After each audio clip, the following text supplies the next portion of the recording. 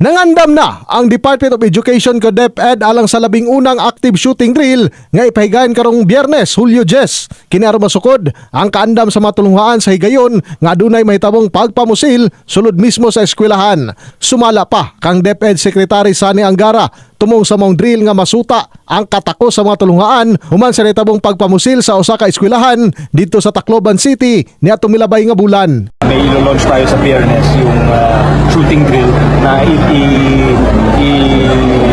papakita natin anong kailangan gawin kapag may bumaril sa isang eskwelahan. Lahat may protocol na tayong automatic.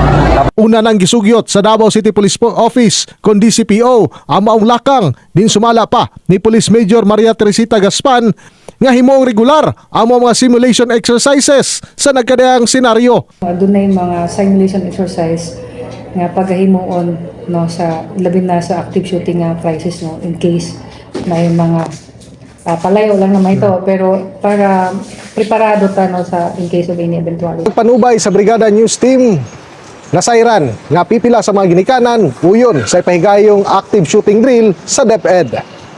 Dili ma-prepared ang nanay kanang idea ang teachers para unsaon po nila pag-handle lang student in case na senaryo ng inana kay Mga batang tungtong nagkuhan, kabalunan, taas na ugwan sa social media, na influensya gani.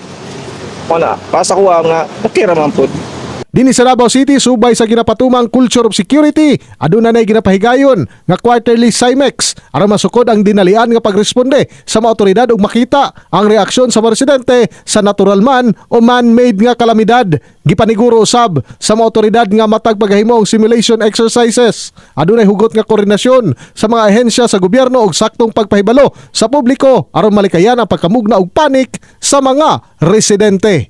In the heart of changing lives, ako si Brigada Julius Pacot, alang sa 93.1, Brigada News FM Davao, The Music and News Authority.